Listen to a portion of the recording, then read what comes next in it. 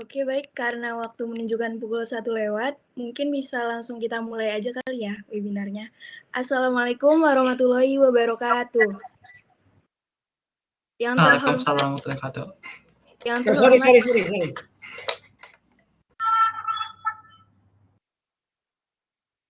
Yang terhormat Bapak M. Oktaviano Pratama, Eskom Mkom, selaku Kepala Program AI Creation dan Pusat Kajian Fakultas Ilmu Komputer UPN Veteran Jakarta, yang kami hormati pemateri Kak Adhika Rajendra Haris, yang kami hormati seluruh panitia webinar, dan yang kami hormati peserta webinar pada siang hari ini yang berbahagia. Tidak lupa juga kami ucapkan terima kasih kepada pihak partner webinar series ini, yang tidak dapat kami sebutkan satu persatu.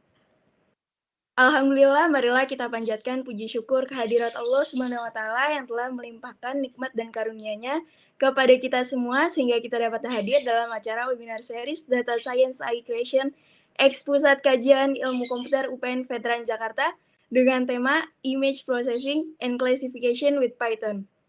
Sebelum memulai acara, perkenalkan saya Naja selaku moderator yang akan memandu acara dari awal hingga akhir.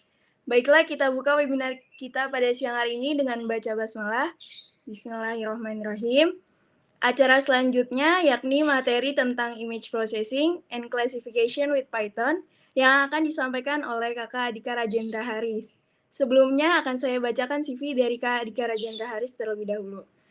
Oke, Kak Adhika Rajendra Haris ini alumni SMP dan SMA Aljabar Islamic School dan sekarang mahasiswa aktif program studi S1 Informatika di UPN Veteran Jakarta. Nah, itu dia CV dari pemateri kita hari ini.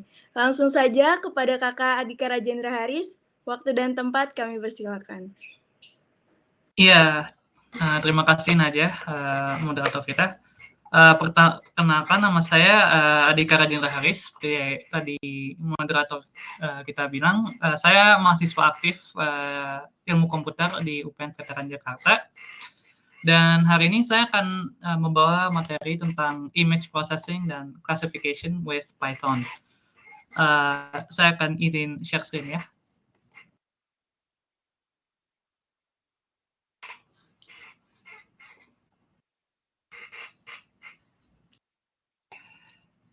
Apakah sudah kelihatan? Oke.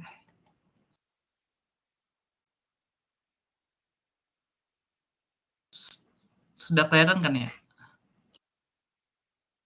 Sudah. Oke, hari ini saya akan membahas mengenai image processing dan classification with Python ya. Nah, sebelum kita masuk ke processing image dan klasifikasinya, kita pertama-tama harus mengetahui dulu apa sih image, lebih spesifiknya digital image atau citra digital ya. Nah, apa sih digital image? Nah, citra digital adalah citra atau gambar yang tersusun dari pixel atau picture element. Pastinya semua sini pernah dengar ya kata pixel atau picture element. Jadi semua gambar digital yang ada di handphone kalian, di laptop kalian, komputer, semua itu terdiri dari pixel. Nah, apa sih pixel? Nah, pixel tuh nilai yang menggambarkan intensitas atau merepresentasikan intensitas warna dari sebuah citra. Nah, jadi citra tuh memiliki banyak pixel. Nah, setiap pixel ini merepresentasikan warna di suatu titik di citra tersebut ya. Nah, umumnya tuh sebuah citra digital tuh tersusun seperti matrix array ya, kayak matrix gitu. Kayak di contoh gambar sini. Ya, kayak sini sebuah citra tuh umumnya berbentuk seperti matriks ini. Nah, setiap titik pixel di sebuah citra itu yang tersusun seperti gini, itu merepresentasikan warna. Jadi warna tuh akan direpresentasikan dengan angka. Nah, angka tuh angka pixel biasanya di citra tuh dari 0 sampai 255. Jadi 0 sampai 255 ini nilai dari nilai dari warna di gambar tersebut. Nah, kenapa begini? Karena setiap pixel tuh 8 bit ya. Setiap pixel tuh terdiri dari 8 bit. Nah, 8 bit tuh minimalnya tuh 0 dan maksimalnya tuh 255. Ya, jadi 8 bit satu semua itu 255. Nah, bagaimana sih kita memanipulasi sebuah image atau citra? Nah, citra tuh dapat diolah melalui pixel yang ada pada citra tersebut ya. Pixel-pixel tersebut kita manipulasi dan operasikan ya, sesuai kebutuhan. Nah, operasinya itu bisa macam-macam ya. Misalnya kita pakai filter aja, filter di Instagram atau apa, itu udah termasuk memanipulasikan pixel di image atau digital image ya. Jadi bisa operasi aritmatika hingga boolean. Nah, ngomong tentang filter, tentunya tuh sebuah citra tuh memiliki warna ya. Nah, citra digital tuh bisa dibagi menjadi berbagai ruang warna. Ruang warna tuh apa sih? Nah, itu cara pixelnya tuh menginterpretasi warna tersebut. Misalnya ada salah satu yang paling populer tuh RGB. Jadi semua gambar berwarna di sebuah screen digital tuh pasti terdiri dari RGB. Kenapa? Di RGB itu singkatan dari red, green, dan blue. Ya. Jadi sebuah citra RGB itu terdiri dari 3 layer 8 bit. Ya, jadi 3 layer ini tuh red, green, dan blue. Nah, setiap layer tuh mengukur intensitas dari warna tersebut ya. Jadi red-nya intensitasnya berapa, green-nya intensitasnya berapa, blue tuh intensitasnya berapa. Nah, itu nanti 3 layer tersebut tuh digabung.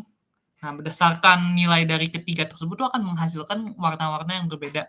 Ya, jadi semua warna yang ada di citra ini tuh kombinasi antara berbagai nilai red, green, dan blue. Jadi kita gabung, jadi akan membentuk gambar yang penuh berwarna ini. Ada juga ruang warna lain tuh namanya grayscale. Nah, kalau green and blue tuh warna full ya, jadi menggunakan red, green, and blue untuk mencakup semua warna. Kalau grayscale tuh tidak ada warna sama sekali, hanya menggambarkan intensitas keabuan atau cahaya dari sebuah citra ya. Jadi kalau di citra grayscale tuh cuman hitam tuh 0, jadi nilai paling bawah itu 0 hitam. Terus yang terkuat tuh putih dengan 255. Ya. Sebenarnya ada ruang warna lain, nanti saya contohkannya. Ada ruang warna lain nih dipakainya untuk berbagai macam hal. Ya, ada tujuannya sendiri-sendiri gitu. Nah, kita maju nih ke tipe-tipe operasi pada sebuah image. Kan kalian tadi udah tahu ya, pixel itu apa, warna itu apa. Nah, kan tuh contoh operasi pada image itu apa aja sih? Nah, salah satu contoh pertama itu point processing. Nah, jadi citranya tuh diolah dengan cara memanipulasi pixel satu-satu, jadi satu persatu. Tidak melibatkan pixel yang lain. Jadi di proses satu ini, terus ke sini, nah terus itu akan diproses terus sampai hingga semua pixel di citra tersebut terproses. Contohnya tuh nanti ada jelasin ya, thresholding, contrast stretching, histogram equalization, sama color space conversion. Terus ada tipe operasi kedua yaitu convolution. Nah, convolution itu apa sih? Kalau point processing tuh pixelnya satu persatu tanpa melibatkan pixel lain, convolution itu kebalikannya. Jadi kita melibatkan pixel tetangga untuk mencari untuk menghasilkan nilai pixel baru untuk satu pixel. Ya, ini nanti akan menggunakan apa yang dinamakan kernel atau filter untuk menghasilkan citra baru. Nah, contoh aplikasi dari convolution ini tuh bisa nge-smooth image atau menajamkan image atau nge-blur image. Itu salah satu contohnya ya. Nah, kita ke point processing. Jadi tadi saya sudah bilang ada contohnya tuh threshold sama contrast stretching dan histogram equalization. Nah, threshold yang pertama tuh ada threshold. Threshold itu apa sih? Threshold itu bahasa Inggris ya. Kalau di bahasa Indonesia itu kayak batas atas ya. Jadi misalnya ada citra pixel, citra apel ini ya. Nah, kita akan menaruh nilai batas atas atau namanya threshold yang setiap pixel yang ada di citra ini akan diperiksa. Jadi misalnya nilainya tuh 127. 127 tuh batas ini. Ibaratnya tuh kayak nilai KKM gitu, nilai minimal. Jadi kalau pixelnya nggak memenuhi 127, biasanya tuh dijadiin 0 atau 255. Nah, kalau misalnya melebihi, udah melewati 127, misalnya 200. Oke, bisa saja dijadiin 255 atau putih. Misalnya di sini, di citra ini contohnya, kita mau mengisolasikan citra merah ini, apel merah ini. Nah, kita bisa lakukan itu tuh dengan menggunakan threshold. Jadi kita membuat nilai batasan. Nah, nanti dicek nih setiap pixel. Kalau apelnya hijau kan pasti nilai pixelnya beda sama apel yang merah. Jadi ini semua, ini nggak memenuhi threshold nih, jadi akan dihitamkan. Terus yang merah ini bagian merahnya, terpenuhi. Nah, jadi putih. Itu konsep umumnya dari thresholding ya. Terus ada kedua yaitu contrast stretching dan histogram equalization. Ini tuh digunain untuk low contrast image ya. Jadi image yang kontrasnya tuh kecil, yang cahayanya bisa dibilang kurang bagus ya. Nah, ini tuh dipakai dengan cara menarik semua nilai pixel yang ada supaya rata. Jadi ini ada yang namanya histogram. Histogram tuh untuk menghitung frekuensi pixel yang ada. Jadi pixel dari 0 sampai 255 itu ada berapa jumlahnya di citra tersebut. Nah, itu histogram akan menunjukkan nih di mana. Nah, bisa dilihat nih, low contrast image tuh banyak konsentrasi di sini di sekitar 100 sampai 150. Nah, ini tuh membuat image-nya tuh kontrasnya tuh rendah. Nah, apa yang kita bisa lakukan itu kita bisa stretch atau melebarkan ya histogramnya supaya pixelnya tuh lebih rata. Kayak di sini ya, contrast stretching atau histogram equalization. Kita ibaratnya kita melebarkan frekuensi pixelnya supaya kontrasnya tuh lebih baik. Ini contohnya ya. Jadi kan bisa lihat kan ini hasilnya kan ya. Kalau yang ini yang semuanya terlalu konsentrasi di satu tempat, cahayanya itu kurang bagus. Terus setelah di contrast stretching atau histogram equalization, jauh lebih bagus ya citranya itu dengan cara stretching. Nah, tadi saya juga diskusi tentang convolution. Nah, kan kalau point processing tuh setiap pixel diproses satu persatu. Kalau convolution itu kita menggunakan apa yang dinamakan kernel.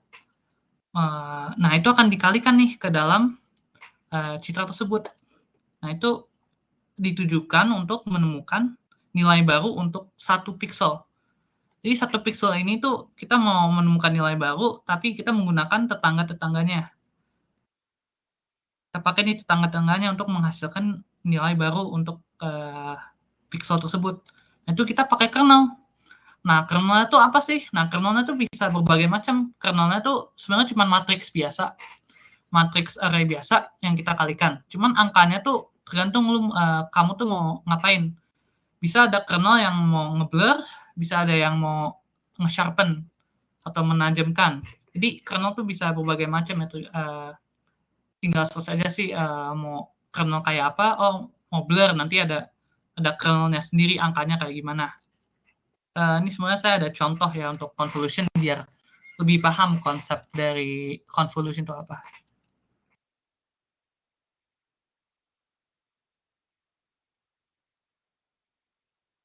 Nah, tadi kan seperti yang saya katakan,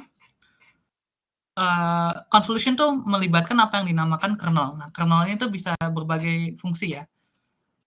Dan ini ada website yang mensimulasikan cara kerja dari sebuah kernel, gitu ya. Ini ada kernel. Nah, ini kernelnya akan dikalikan ke suatu titik di citra tersebut ya, untuk menghasilkan citra baru. Nah, ini tuh kernelnya bisa bertujuan tuh banyak. Ada outline, misalnya ada sharpen, ini ada sharpen. Nah, ini semuanya menggunakan tetangga dari satu pixel tersebut untuk mencari nilai barunya. Bisa lihat hitungannya ya di sini, hitungannya. Bisa juga outline-nya bisa ditemukan menggunakan kernel ya. Ini nanti coba aja ini website-nya biar lebih kalau mau mengertikan lebih lanjut tentang convolution gitu ya.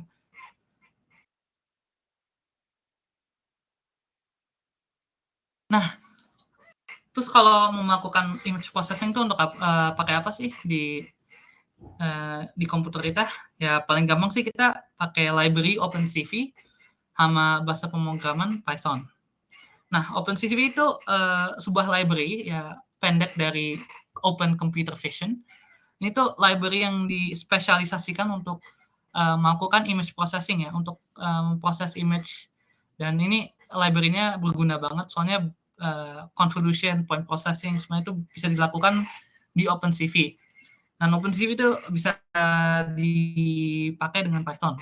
Tentunya OpenCV itu tidak hanya di Python, bisa juga pakai C++, setahu saya. Cuman memang lebih mudah untuk melakukan image processing dengan Python karena tidak perlu terlalu memperhatikan tentang struktur atau sintaks, jadi tinggal fokus kepada image processing-nya saja.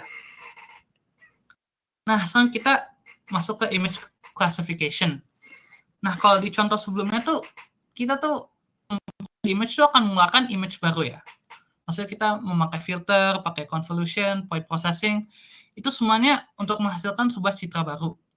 Cuman kalau tahap atas dari itunya itu kita melakukan image classification. Jadi apa sih image classification ya?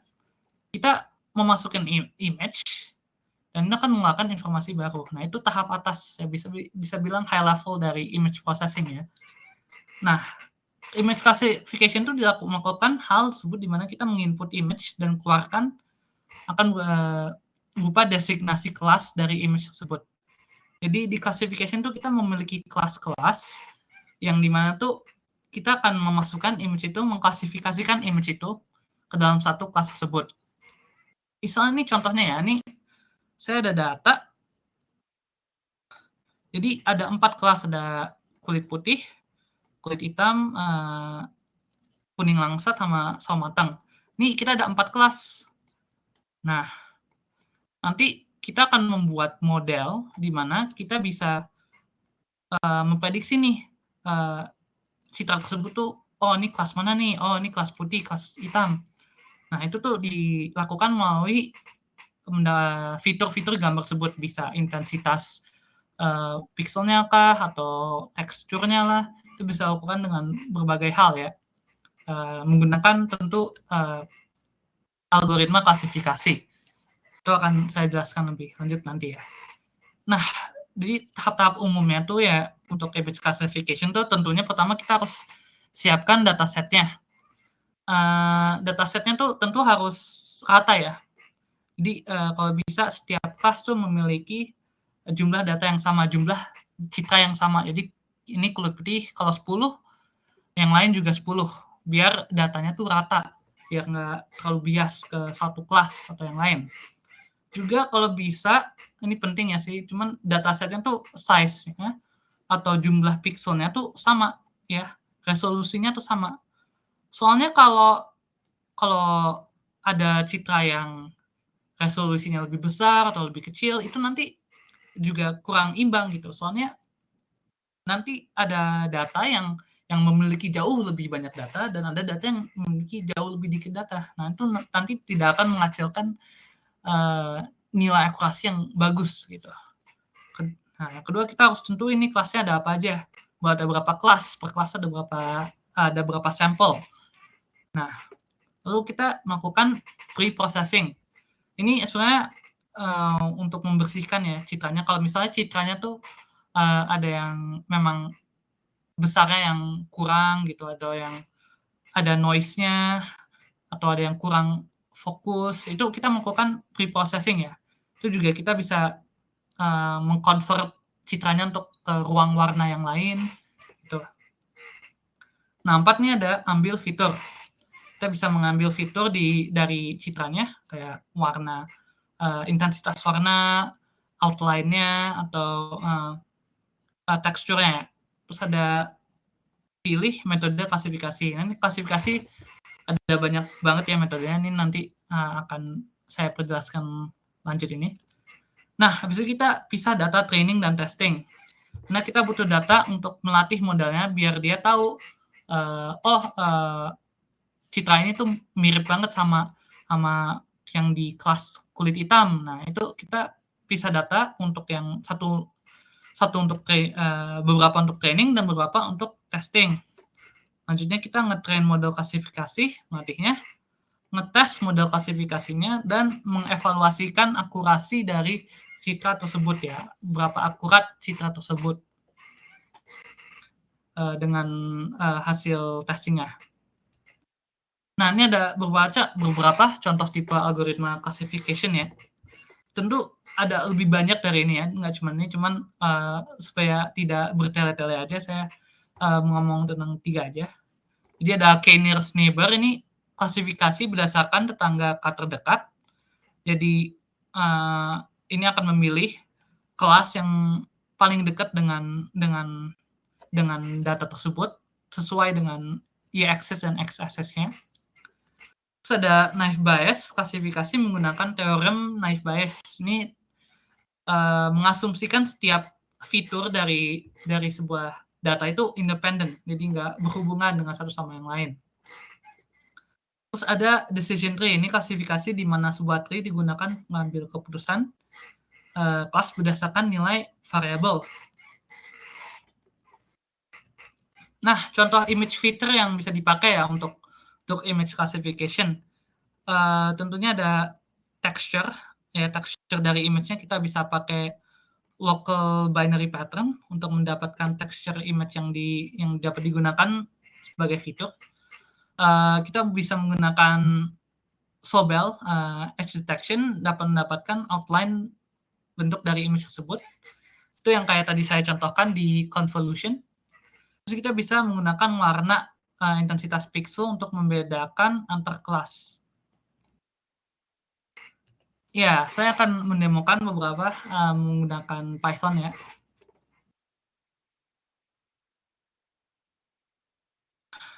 Jadi pertama yang saya, kalau mau Python bisa pakai IDE-nya, bisa pakai banyak sih, bisa pakai Google Colab, bisa pakai Spider atau Visual Code atau IDE lain. Cuman saya suka pakai Spider soalnya ada variable explorer-nya, bisa dilihat lebih detail variabel-variabelnya. Nggak tahu sih kalau Colab atau VS Code ada itu, belum pernah ngecek ya. Tapi nggak harus Spider sih untuk IDE-nya. Bisa juga pakai Colaboratory, Google Colab atau Visual Studio Code. Ini saya ingin mendemonstrasikan memakai OpenCV ya. Pertama kita harus tentunya mengimport library-nya. Kalau di Python tuh CV2, saya julukan aja sebagai CV biar lebih gampang. Nah, kita bisa membaca image yang ada pada file kita. Sini ya, ini kita pakai Vegas ini. Kita baca pakai fungsi namanya imread. Nah, ini kita bisa spesifikasi nih mau warnanya itu apa, ruang warnanya itu apa, mau grayscale kah,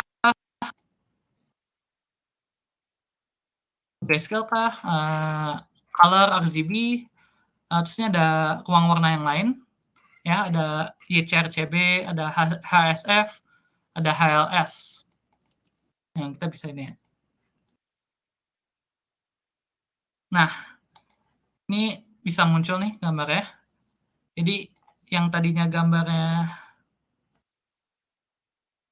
yang ini berwarna, kita bisa jadiin grayscale ya.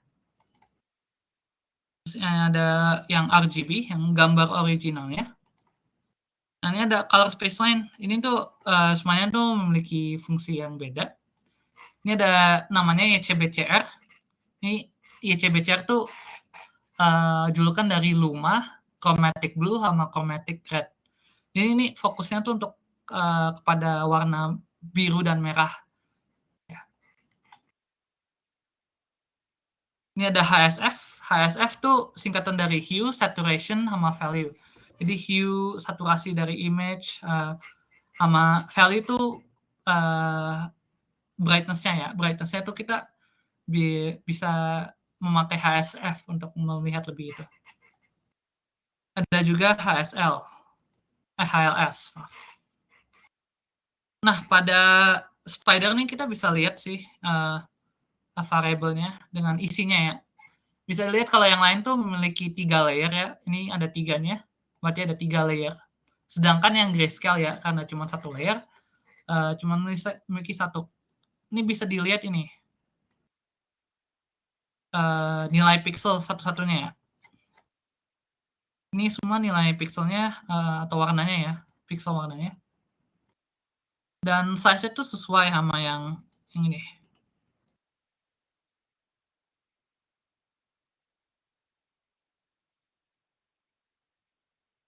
Tuh sama, 90 kali 640. Ya, sama kan? Nah, itu color space ya, ruang warna. Jadi membaca sebuah citra di OpenCV itu bisa memakai banyak ruang warna, bisa grayscale, color, dan lain-lainnya. Nah, kita akan masuk ke threshold. Tadi seperti yang saya bilang, threshold tuh sebuah nilai batas ya. Kita menaruh nilai batas dan akan dicek citranya apa dia lebih dari nilai batasnya atau kurang. Nah, threshold tuh ada berbagai tipenya ya. Ini ada 5 yang paling umum. Coba citakan ya. Ini bisa lihat juga plotnya.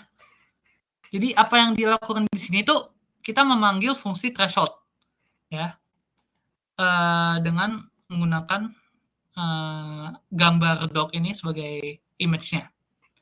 Nah, di sini ada nilai 127. 127 apa sih? Nah, 127 tuh nilai batasnya. Jadi nilai threshold-nya yang akan dicek pada citra tersebut apakah itu melewati atau kurang. Nah, ini ada juga maksimal value-nya, value paling besarnya. Jadi akan diperiksa nih nilai besarnya akan dipakai pada nanti proses thresholding-nya. Kan nih 255 tuh hitam ya, jadi bisa dilihat sini tuh ada gambar yang juga hitamnya. Nah, itu tuh yang hitam-hitam tuh dijadiin max value-nya. Nah, situ ada beberapa tipe thresholding ya. Ada thresh binary, inverse, trunk to zero, sama to zero inverse. Kalau binary itu gampang, itu antara dijadiin 0 atau enggak dijadiin nilai maksimalnya, ini 255. Jadi akan dicek nih, oh ini lebih besar dari 127. Oke, akan dijadiin putih, 0. Oh, kurang dari 127. Oke, jadiin max value-nya 255. Kalau inverse tuh kebalikannya saja. Ya, inverse tuh kebalikan dari binary, makanya INF. Nah, kalau terang tuh kita tidak akan menggunakan nilai 0 atau ya, karena akan menggunakan saya salah ngomong. 255 tuh nilai putih ya, bukan hitam. Max value-nya tuh 25 putih.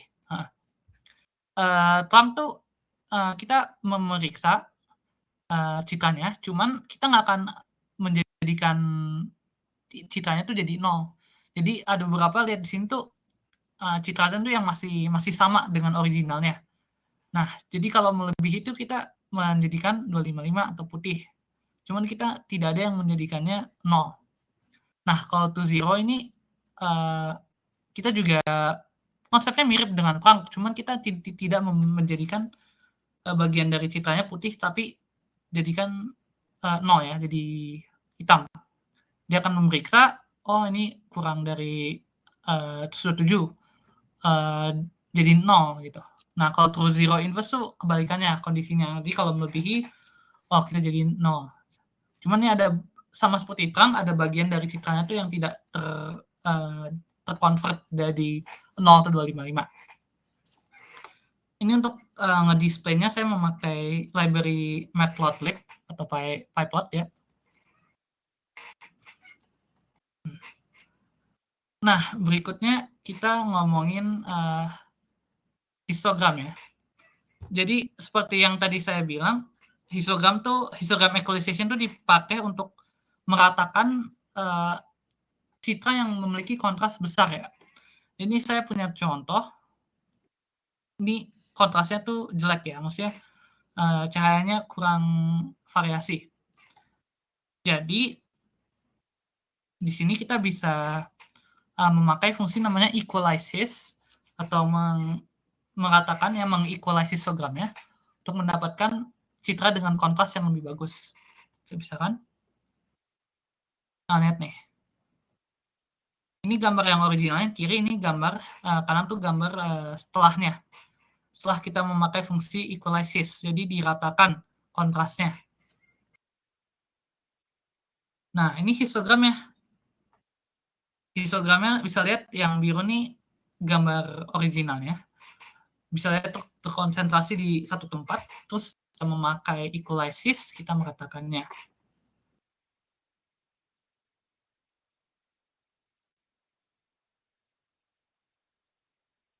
Nah, cara menunjukkan histogram gitu gimana sih? Nah, histogram tuh satu dimensi ya. Maksudnya kan kalau citra kan dua dimensi ya, matriks gitu. Kalau citra tuh kalau histogram tuh kita menunjukkannya satu dimensi gini. Jadi kita menjadikan image ada di array, lalu kita menggunakan fungsi numpy yang bernama tuh flatten. Flatten tuh ngapain sih? Ya ini menjadikan array yang dua dimensi menjadi array satu dimensi aja. Bisa nih Gray equalize array sama equalize flat. Nah ini size-nya jadi segini, jadi satu dimensi. Jadi ini dimensi dari image-nya kita kali keduanya untuk mendapatkan array satu dimensi ya. Nah ini setiap ini tuh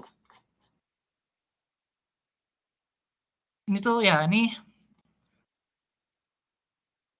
Jadi ini tuh hasil kali dimensi dari citra tersebut. Nah.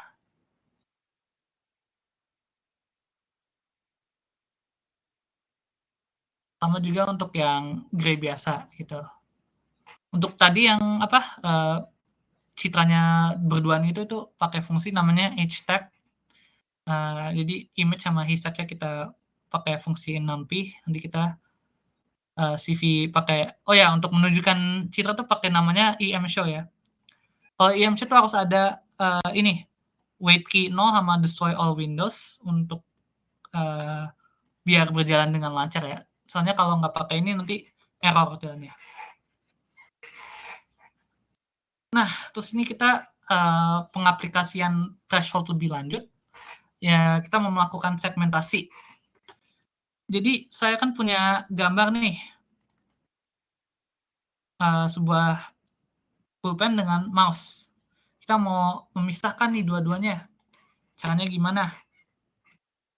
Nah, sebenarnya konsepnya sama seperti thresholding gitu. Jadi, kita mengambil citranya, terus kita mendesignasikan nih batasnya tuh di mana. Nah, ini saya menggunakan color background ICRCB karena mereka spesifik ke chromatic red sama chromatic blue ya. Jadi lebih enak pakainya. Nah, jadi sebuah citra tuh kan ada 3 layer ya. Citra bergambar tuh berwarna tuh ada 3 layer. Nah, ini tuh layer-layer ini tuh layaknya tuh indeks di matriks ya. Jadi indeks 0 tuh layer yang Y, layer yang satu ini, yang ini yang red, yang ini tuh yang blue.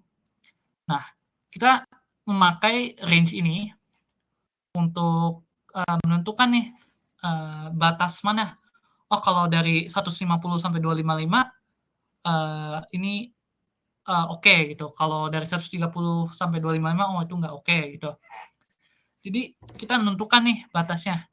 Jadi kalau di YCRCB itu ini yang pertama ini Y, yang kedua tuh red, yang ketiga tuh blue. Nah, kita tentukan nih batasnya sampai mana untuk biar bisa mensegmentasi mouse-nya. Kan mouse-nya yang tadi itu kan merah ya, berarti kita merah nih. Kan merah pastinya lebih gede nilai di merahnya, berarti nilai merahnya tuh secara total lebih bagus kan ya. Berarti makanya saya menggunakan 150 sampai 255 nilai maksimumnya untuk merahnya. Nah, kalau blue-nya kita turunin di bawah 150. Soalnya kita nggak mau mendapat yang birunya kan ya. Kita mau menyingkirkan yang birunya. Yang birunya tuh kebalikannya, kita 130 di biru sampai 255 dan 130 ke bawah untuk yang merah. Untuk yang cahayanya saya samain. Nah, ini kita membuat sebuah mask. Mask ini kita membuat ya untuk menseparasikan yang merah dengan yang biru. Jadi ini kita memasukkan yang lower red-nya, batas bawah red-nya, sama batas atas red-nya dengan dengan citranya. Itu akan membuat mask gitu. Mask itu tuh nanti akan dimasukkan ditimplak ke atas citranya menggunakan operasi boolean AND. Di duanya itu akan digabung untuk mendapatkan citra. Nanti hasilnya kayak gini. Nih, ini yang yang bullpen ya. Kita udah separasi, kita menggunakan range tertentu di birunya untuk mendapatkan yang bullpennya saja. Nah, ini yang gambar originalnya. Nah, ini yang mouse-nya. Jadi apapun yang di sini tuh berada di batas 150 dan 255 pada merahnya gitu. Nah, kalau mesh-nya tuh mesh yang tadi tuh bentuknya tuh kayak yang ini, yang hitam putih gini. Nah, yang hitam putih ini tuh kita ibaratnya kita mau separasi yang merah sama yang hijau. Nah, kita pakai mesh ini kita timplak ke atas ini. Nanti merahnya akan muncul juga di sini. Jadi munculnya kayak tadi itu tadi. Nah, convolution kita juga bisa menggunakan OpenCV. Jadi kalau convolution itu kita bisa membuat filter sendiri ya. Kan tadi saya tunjukin ini kan ada angka-angkanya. Ini tuh filternya kernelnya ya. Nah, ini angka-angkanya tuh bisa berbagai macam untuk berbagai tujuan gitu ya. Nah, sini kita bisa buat filter sendiri. Nah, ini saya menggunakan filter yang sharp ya.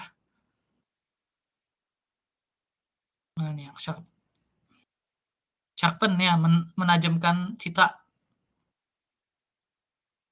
Oh, jadi ini nih bentuk itunya, bentuk matriksnya. Oke, kita buatnya seperti gitu.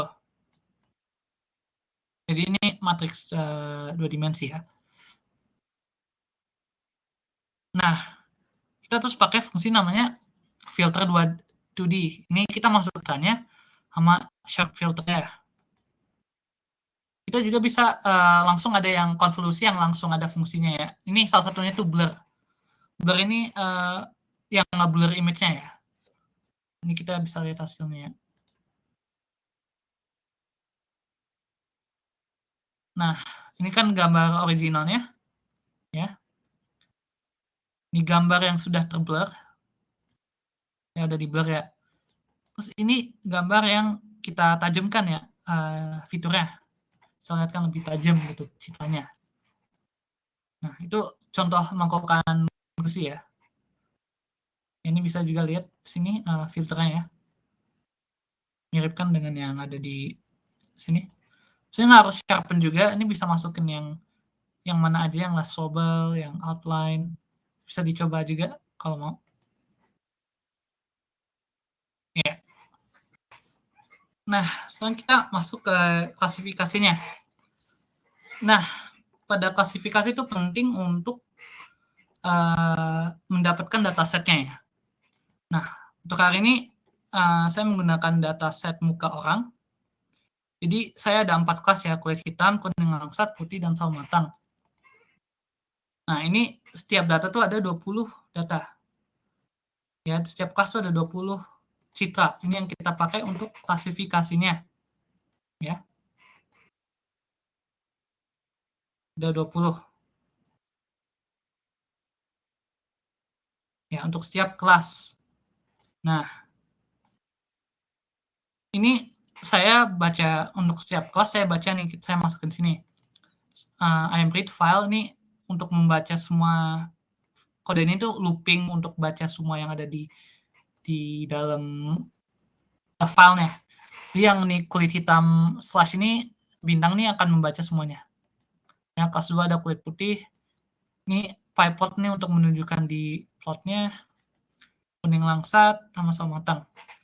Nah, itu datanya udah sama ya size-nya, udah mirip gitu, tidak terlalu beda, tidak terlalu tak seimbang gitu.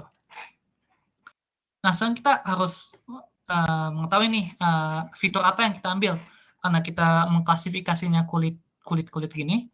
Oke, kita ngambil intensitas dari citranya aja, warna dari kulitnya aja. Nah, saya memakai histogram. Kan tadi saya bilang histogram tuh digunakan untuk melihat frekuensi dari sebuah pixel ya, dari 0 sampai 255. Nah, jadi ini saya buat nih, kelas 1 histogram, 2, 3, 4. Saya menggunakan fungsi histogram ini untuk menjadikannya histogram. Nah, ini raffle ini untuk menjadikan satu dimensi sama seperti raffle, flan. Terus kita buat dari 0 sampai 256. Ya, itu karena citra itu dari situ ya, range-nya. Nah, kita ini looping ke setiap citra yang ada. Kita tambah-tambah terus. Ada juga sini kita transpose ya. Jadi ini akan lebih jelas nanti ya setelah saya setelah jadi gitu. Nah, setelah kita mendapatkan fiturnya yang berupa frekuensi warnanya, kita akan menggabungkan untuk menjadi satu kelas ya. Terus kita jadikan 2 dimensi ini. Ini tuh digabungin ini masih 2 dimensi, kita jadiin 2 dimensi ini. Nah, terus kita buat nih labelnya. Kan ini saya udah buat nih kelas 1, 2, 3, 4, dan seterusnya. Nah, ini jadi saya buat labelnya. Jadi yang pertama 1 sesuai pakai len itu untuk panjang dari sesuatu yang di Python. Kan kelas 1 ada berapa tuh tadi? 20 ya, jadi akan ada 20 yang kelas 1, 20 kelas 2, 23, 24, nah itu akan itu. Nah, habis itu kita akan membagi datanya untuk data training sama data testingnya. Ya, menggunakan train test split. Nah, ini ada data setnya, ada random state-nya, ada test size-nya. Test size-nya tuh bebas ya, cuman belum sesuai keinginan ya maksudnya. Cuman diusahakan data training tuh lebih banyak dari data testing ya, supaya nilainya optimum gitu. Nggak harus 2,5 atau 25%, bisa 30, bisa 20 gitu.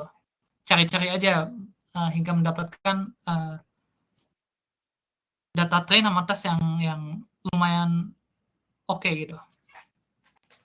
Nah, ini kita akan ngeprint data y-testnya ya. Jadi ini akan label sebenarnya dari data testing ya. Ini labelnya.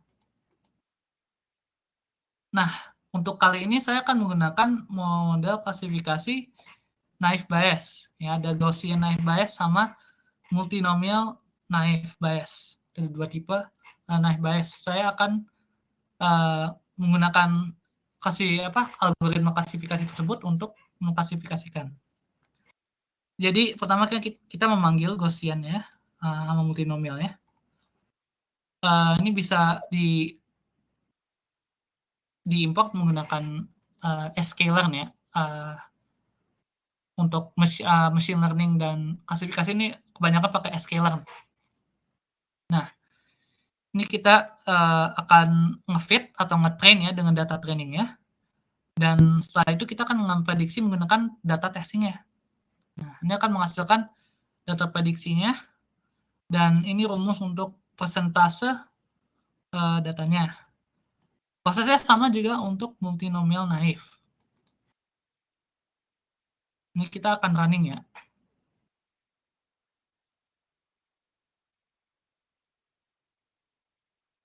Agak lama ya, soalnya Citra tuh bukan dataset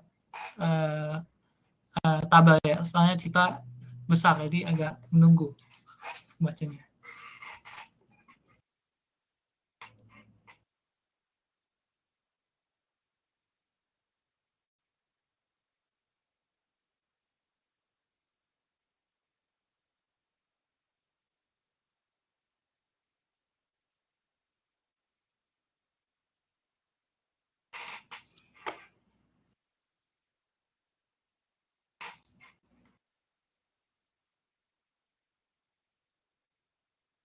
Nah, selesai. Oke, ini kita sudah mendapatkan nih datanya.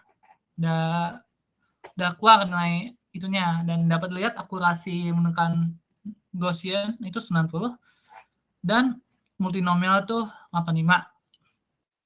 Jadi ini data testing benernya. Jadi data testingnya kan ada kelas-kelas sendirinya. Ini data sebenarnya. Ini data hasil prediksinya. 90% tuh benar. Ya. Ini kita juga bisa lihat nih berapa persentase kelasnya yang betul. 1,118 dengan total kelasnya 0,9.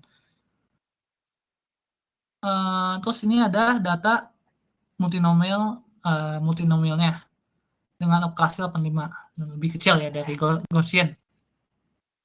Sama juga dengan reportnya, ini bisa lihat operasinya berapa. Nah, ini kita juga bisa lihat nih variabelnya. Nah, tadi tuh transpose untuk apa sih? Nah, kita bisa lihat nih ke ini ya, kelas 4. Nih kelas 1 his. Ya kan ya?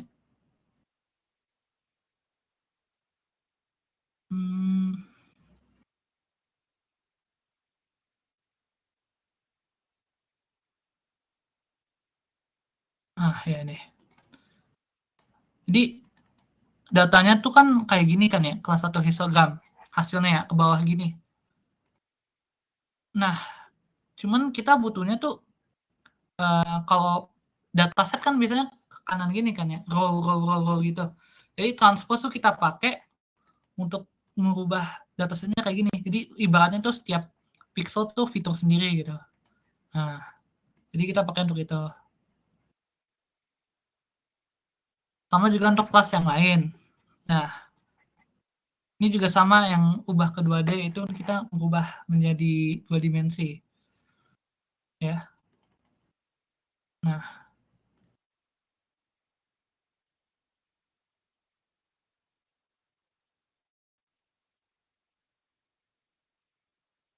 jadi kita memakai 80 data ya. Jadi makanya ada 80 baris ini. Ya. Ini pada Python juga perhatikan ya tipe datanya. Soalnya nggak kayak C++ atau Java gitu ya. Kan variabel tuh tidak dimasukkan dengan data type jelas kayak int atau string gitu. Jadi ini berguna untuk ngecek tipe datanya apa gitu. Nah itulah cara classification yang masih bilang sederhana ya untuk Citra. Memang harus pakai naive Bayes, bisa juga pakai model klasifikasi lain kayak K nearest neighbor atau decision tree, support vector machine. Soalnya classification model tuh banyak ya. Kalau mau yang lebih kompleks juga tuh bisa juga pakai convolution neural network. Cuman saya belum sampai situ sih. Iya. Itu sih dari saya demonya. akhir dari presentasi saya. Mungkin saya akan balikan ke moderator ya. Oke, baik. Terima kasih Kak Raja atas materinya. Selanjutnya acara sesi tanya jawab. Mungkin kepada para peserta yang ingin bertanya boleh tulis di kolom chat ya. Ini udah ada chat yang masuk nih Kak, pertanyaan. Langsung dibacain aja kali ya Kak. Dari Kak Unggul PK, apakah ada hubungan antara jumlah dataset dengan algoritma yang dipakai? Misal VGG dan Inception. Gimana tuh Kak?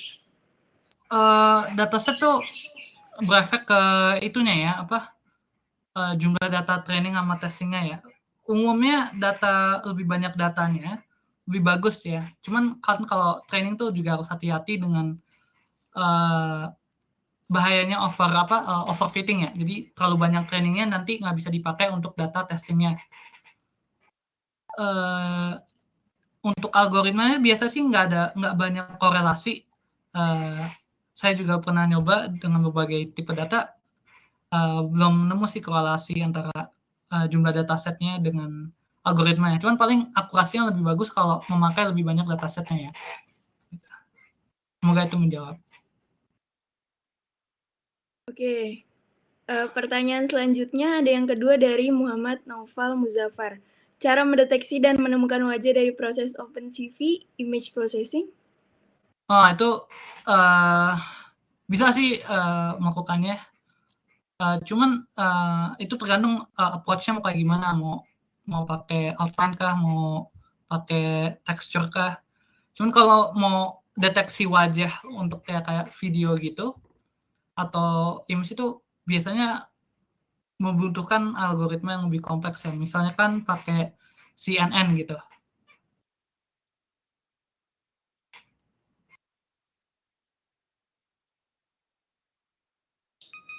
Cuman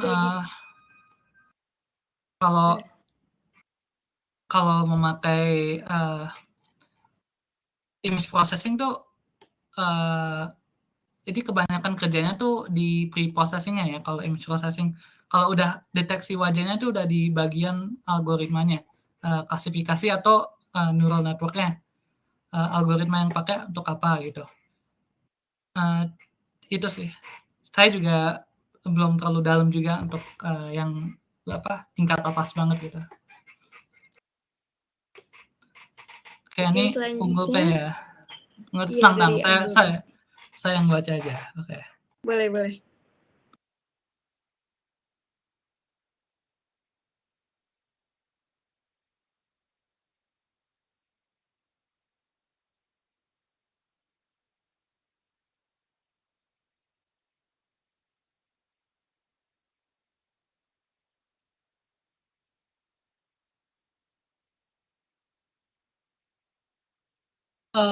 Ini filter apa ya? Filter apa ya Unggul ya? Filter ini kah? Convolution kah? Atau apa ya? Ini kurang spesifik filter apaan?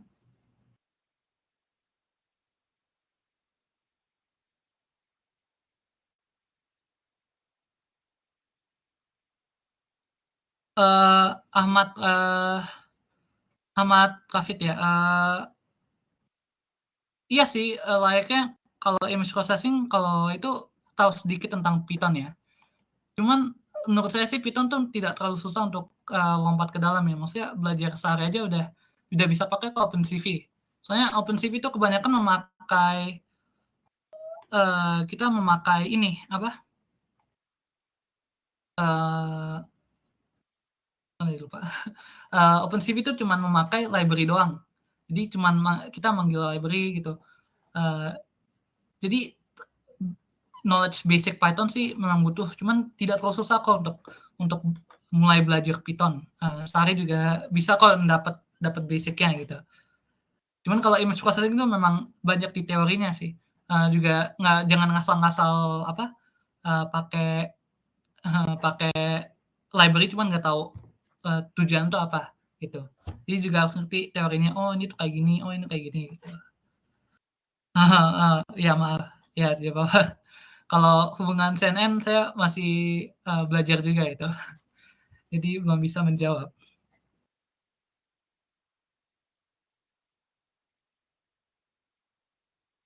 Adakah yang mau tanya lagi? Ya, ini lebih ke tradisional. Ya, Ini Kak, sama-sama. sudah ada pertanyaan lagi nih dari Ahmad Rafiq Susansyah. Iya, itu saya udah jawab tadi. Oh, udah. Oh, udah, itu lagi.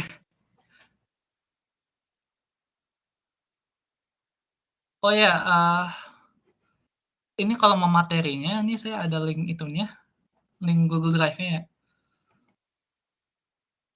Saya taruh di share note.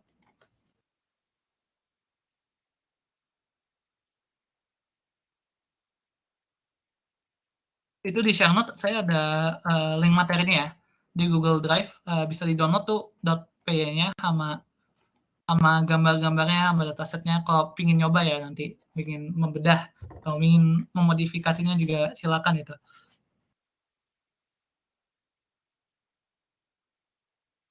Adakah pertanyaan lain?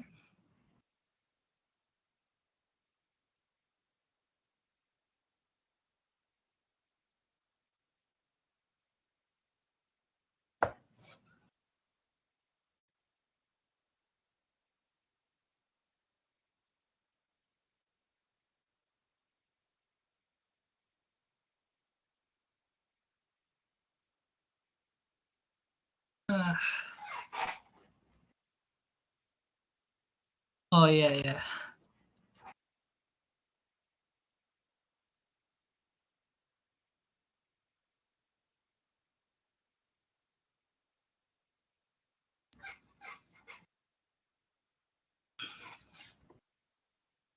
Adakah pertanyaan lain?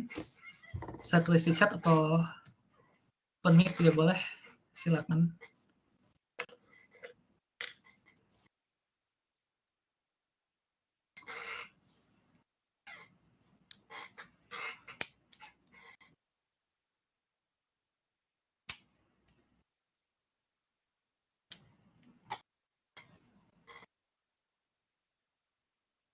Ada di share note ya, itu bisa lihat kan ya share note-nya. Itu ada semuanya di situ. Code-nya, datanya juga ada juga di sana.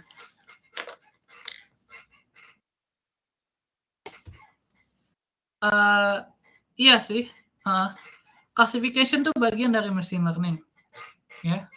Jadi melatih model, gitu, model klasifikasi, terus memprediksi itu udah bagian dari machine learning ya. Jadi cuman kalau image processing memang butuh lebih banyak pre-processing-nya daripada data biasa. Image processing kan datanya perlu fiturnya harus diambil dulu, nggak kayak set biasa. Kalau dataset biasa kan Excel gitu atau .csv gitu langsung ada gitu, tinggal pre-processing itu terus tinggal itu. Cuman iya ini ada hubungannya dengan itu. Berarti ada hubungannya dengan information retrieval ya, terutama di image. Iya bisa, image processing bisa dipakai untuk image information retrieval, untuk mengambil informasi, mungkin ya kalau misalnya gimana ya mengatakannya ya. Tapi iya kita bisa menggunakan image processing untuk melakukan information retrieval ya.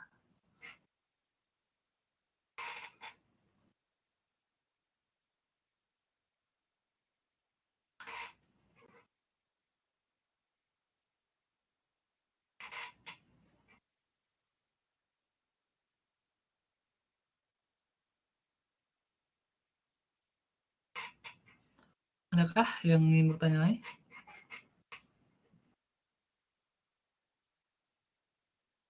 Ini pada bisa lihat nggak share notes-nya? Di share notes ada link materi, itu bisa buka itu link Google Drive-nya. Bisa kan ya?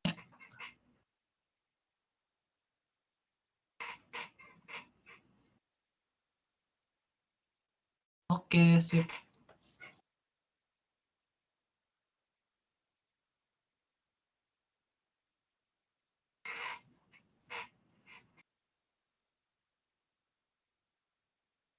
Adakah pertanyaan lain? Boleh nanya Kak, langsung open mic. Oh, boleh, silakan. Mungkin tadi saya agak terlewat di bagian ini ya, ininya ya, bagian apa namanya, pembelajarannya ya. Boleh dijelaskan ulang sedikit saja, apa namanya, di Python-nya, boleh Kak? Oh, yang mana yang nggak yang kelewatannya? Ya Mas. mungkin coba di show ininya, Python-nya ya, mungkin sedikit saja Kak. Oh iya, boleh. Saya nggak hafal saya tadi. Ya mungkin ada kawan juga yang mungkin ada terlewat kan barangkali. Yang mana yang kelewat ya? Kalau sebentar.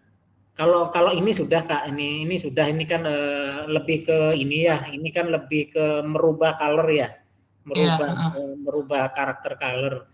Kalau yang ini kan lebih ke yang segmentasi, yang mouse, yang bullpen. Oh ini lebih ke anu ya Kak ya, apa namanya? Segmentasi. Segmentasi itu ini ya, apa namanya? Menggolongkan ini tadi warna merah yang kecil sama besar gitu ya. Ini maksudnya segmentasi. Iya, ini yang apa sih yang tadi? Salah. Mana nih Mas? Ini yang Mas tadi, yang kita memisahkan bullpennya sama ininya, sama mouse-nya. Oh gitu. Ini yang convolution, ini yang tadi nge-sharpen image, yang menajami atau nge-blur. Ini kita buat filter, yang nge-blur. Ini pakai convolution ya berarti ya? Iya, pakai convolution. Kita buat filter sendiri ini. Nah, convolutionnya di mana Mas? Convolutionnya di mana tuh? Convolutionnya di mana tuh? Itu jadi yang kan filter itu. Iya, ini filternya. Cuman ada juga di OpenCV itu kayak nge-blur tuh udah ada fungsinya sendiri. Oh. Ya, jadi ini nih kalau bisa lihat ya. Ini kan untuk menajami citranya ya. Ini sama kayak yang di website yang saya tadi contoh ini. Nah, ini untuk menajami image-nya. Tuh kan. Ini lebih tajam kan citranya, ini pakai filter yang sama. Tuh, 0, 1, 0, 5, 1 gitu. Jadi benar itu filternya bisa sesuai dengan yang nggak harus sharpening juga gitu. Saya yang lain juga. Ini berarti sebelum di blur ini yang di belakang. Ini sebelum di blur ini di sharpening dulu ya berarti ya? Enggak, ini dua-duanya beda. Ini nggak pakai gambar yang ini. Ini saya contohinnya dua ini. Jadi ini sharpening tuh sendiri, blurring tuh sendiri. Oh dua. Iya. Oke. Yang di atas dua itu sharpening ya? Iya. Yang dua sintaks satu itu coba balik ke itu, Mas coba. Kembali ke codingnya aja, ke codingnya aja. Iya nih. Ini berarti kan subfilter, ini array-nya tadi yang dipakai, ini filteringnya itu ya. Kemudian kalau blur ini udah ada sendiri. Ya, di apply. Terus di blur ini sudah pakai OpenCV ya, udah pakai library langsung ya. Udah pakai library. Ini juga blur juga ada berbagai tipe itunya sih. 5 ini maksudnya array yang didekati convolutionnya 5x5 berarti array-nya. Iya, berarti 5x5. Ini kan kalau ini 3x3. Ini kita juga bisa ganti sih 3x3 maksudnya. Akan berbeda, pasti lebih sharpen ya. Iya, nggak akan. Nah, ini nggak seblur ini. Mungkin di sharpennya nggak terlalu terlihat ya. Kan iya. Iya. Saya dulu terakhir pernah nggak pakai Python, saya pakai VB untuk gimmick. Ternyata convolution yang saya ambil, edge detection waktu itu kan. Edge detection kan juga pakai convolution kan? Iya, pakai ini juga ada contohnya nih, Sobel ya. Nih, outline. Ya pakai array saya dulu untuk kan itu kan edge detection kan gunanya untuk mengidentifikasi ini benda kan ya. Ya, ujung-ujungnya. Ujung-ujung benda terus supaya tahu ini apa barangnya kan gitu kan ya. Iya. Pelajari itu ya. Ini juga ada histogram ini untuk yang contrast stretching ya. Nah kalau histogram kan cuma aja, cuma mengambil pixel karakter propertiesnya saja terus ditampilkan dalam matrix kan itu aja. Iya, kalau ini kan histogram stretching atau contrast stretching. Ini kan ada citra low contrast nih, yang kiri nih, ini kontrasnya jelek ya, maksudnya cahayanya nggak terlalu itu. Terus ini kanannya kita pakai histogram equalization nih, kita ratain. Nah, ini grafnya ya. Jadi yang biru ini yang sebelumnya, yang sebelum kita pakai ini. Nah, ini semuanya tuh terkonsentrasi di satu tempat gini kan ya. Jadi nggak ada yang 250, jadi nggak ada yang putih gitu. Nah, ini kalau kita pakai equalize itu kita melebarin biar kontrasnya tuh lebih rata ya. Itu X-nya apa ya, Mas? X-nya apa, Y-nya apa tuh, Mas?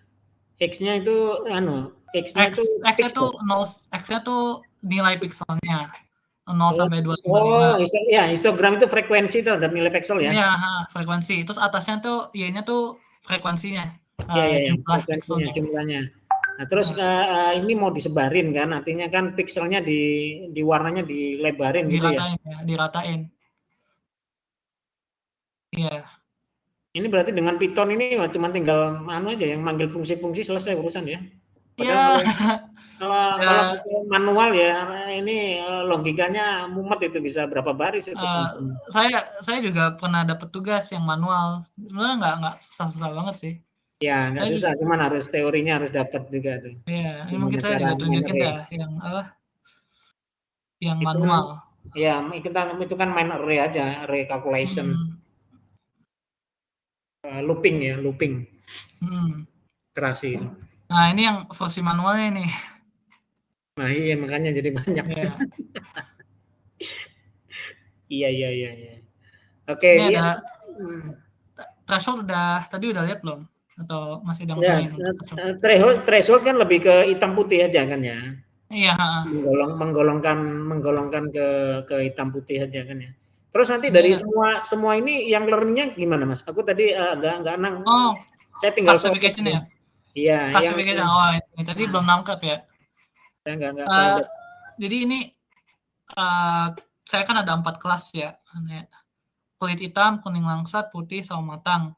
Oke. Nah, kita baca nih satu-satu. Ini pakai namanya glob. Ini kita baca di filenya langsung. Kita masukin nih imprint ke dalam list ini. Nah, kita mau klasifikasi berdasarkan intensitas pixelnya. Jadi warnanya. Nah, saya pakai histogram untuk melihat nih apa frekuensi citranya tuh ada berapa.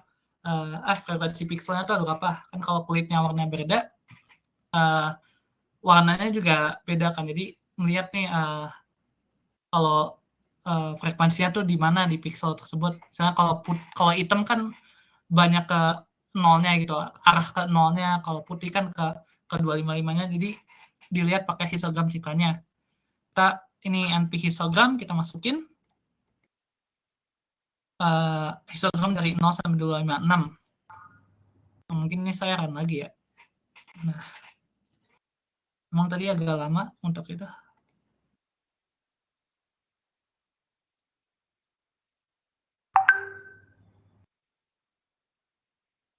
Ya, jadi ini dibaca satu-satu ya citranya. Emang kalau citra tuh kalau dibaca emang nggak lama. Soalnya apalagi kalau banyak ya ada. Ini total ada 100 ya. Itu apa itu bedanya for ya, perulangan untuk hitam putih ini bedanya di mana tuh ya, Mas? Yang mana? Itu for itu di bawahnya itu kan untuk hitam. Ini untuk nunjukin ininya. Di sini ya datanya. Ini pakai namanya pyplot. Jadi kita membuat untuk menunjukkan semuanya ini. Itu apa fungsinya apa? Subplot itu fungsinya apa? Subplot nih kita membuat plot gitu. Kan nih subplot kan ada 4 sama 5. Jadi ada 4 row. Ada 4 row sama 5 kolom. Ini misalnya nih 4 row. Oh, bikin yang sebelah kanan ini ya. Bikin yang sebelah kanan ini ya. Iya, terus ini ada title-nya. Ini title untuk setiap itunya. Terus di show. Memang warnanya agak aneh sih. Sejak pertama kali pakai warnanya agak aneh. Nah, itu untuk itu.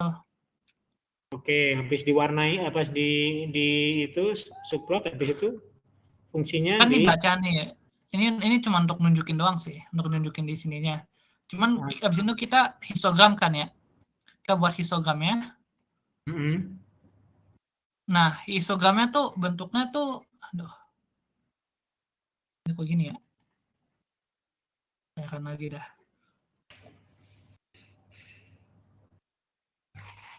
Nah, ini kita transpose. Ini nanti lebih jelas kalau udah selesai itunya, apa prosesnya. Nah, kita bisa kan kita gabung nih semuanya kelas 1, kelas 2, kelas 3, kelas 4. Ini kan masih terpisah. Ini kita gabung untuk satu data. Nah, kita ini bentuknya masih dalam satu dimensi. Nah, biasanya kan dataset kan bentuknya kayak tabel gitu kan ya, Excel gitu. Nah, ini kita ubah jadi data apa? Jadi 2 dimensi. Ini ada label kelasnya.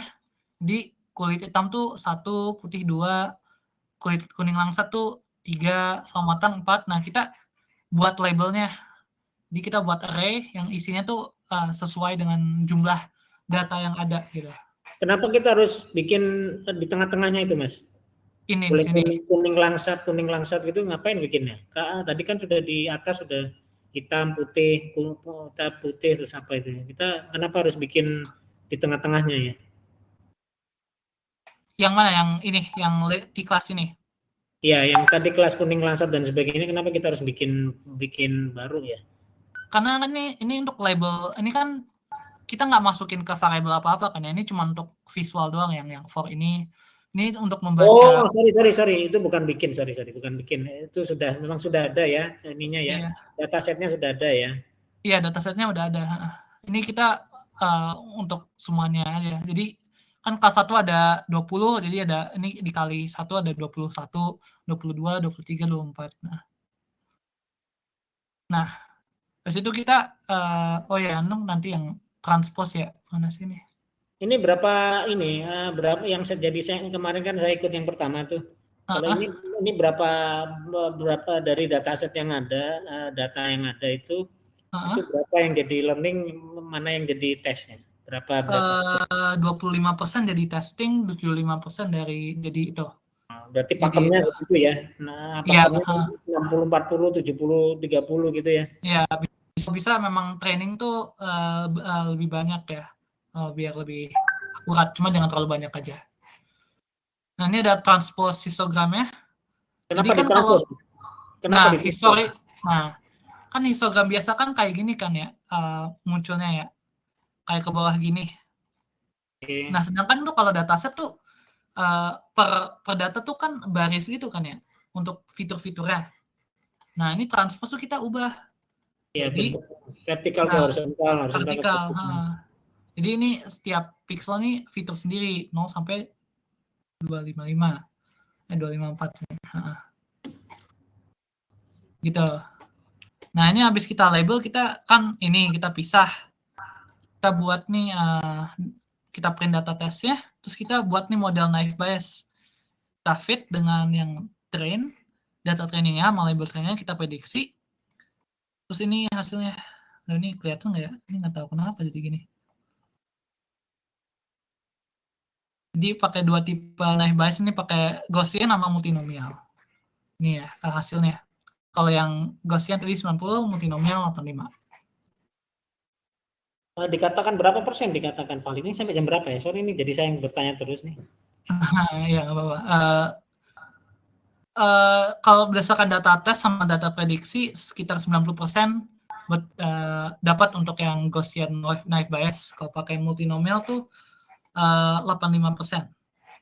Ya malah turun ya, bukannya binomial itu lebih ini ya, lebih iterasinya lebih dalam ya mestinya. Iya, lebih dalam harusnya, cuman nggak tahu kenapa ya, saya coba memang nurun gitu. Iya kan pakai polinomial kan, ibaratnya rumusnya sudah iterasinya lebih banyak harusnya. Itu sih untuk klasifikasi. Ini baru sederhana aja sih klasifikasinya, tidak terlalu kompleks gitu. Kalau lebih kompleks ya. Tadi kan disampaikan di awal kalau dataset itu harus punya punya karakter sizing yang sama ya, baik itu pixel ukurannya. Nah, kalau misalnya berbeda, gimana cara cleansingnya ya, atau gimana cara kita menyamakan? Sementara kalau di kita coba dekati kan bisa jadi image-nya posisinya sudah berubah itu, nggak apa-apa. Misalnya tadi wajah ya, kita foto wajah seseorang dari jarak dekat sama jarak jauh, ya kan. Nah begitu kita potong atau kita pakai kan harus ukuran pixel tertentu dengan apa namanya, dengan apa istilahnya resolusi yang sama. Nah kalau resolusi yang beda itu kan bisa jadi kan datanya akan beda kan jumlahnya kan. Nah itu gimana itu kalau misalnya kita motonya beda-beda jarak kan? Nggak boleh berarti harus jarak yang sama ya kalau misalnya bicara. Makanya dataset itu kalau bisa memang jangan terlalu beda ya salah satu lain, maksudnya dalam lingkungan yang setidaknya mirip gitu. Soalnya kan kalau terlalu beda kan nanti citranya juga nilai pixelnya beda banget atau sebagainya. Jadi memang nggak, kalau selama saya itu ya belajar ya, memang kalau bisa jangan terlalu beda untuk itunya citranya supaya nanti nilai hasilnya tuh lebih bagus. Memang kalau cari dataset official ya, dataset yang benar-benar dibuat untuk image processing ini pasti akan dapat yang datasetnya tuh lumayan rata gini. Gitu. Itu sih. Oke. Jadi nggak bisa kita pakai ya. Boleh dikatakan itu akan menjelekkan hasil ya berarti ya. Iya, menjelekkan hasil. Berarti nggak bisa dibuat apa-apa berarti ya. Ya soalnya kan prakteknya kalau nyari harus yang sama susah itu Mas. Oke, makasih Kak Andika. Makasih Mas. Ya, makasih tananya. Oke, ada yang nanya lagi? Gimana peserta, masih ada yang ingin bertanya? Atau kita cukupkan sampai di sini?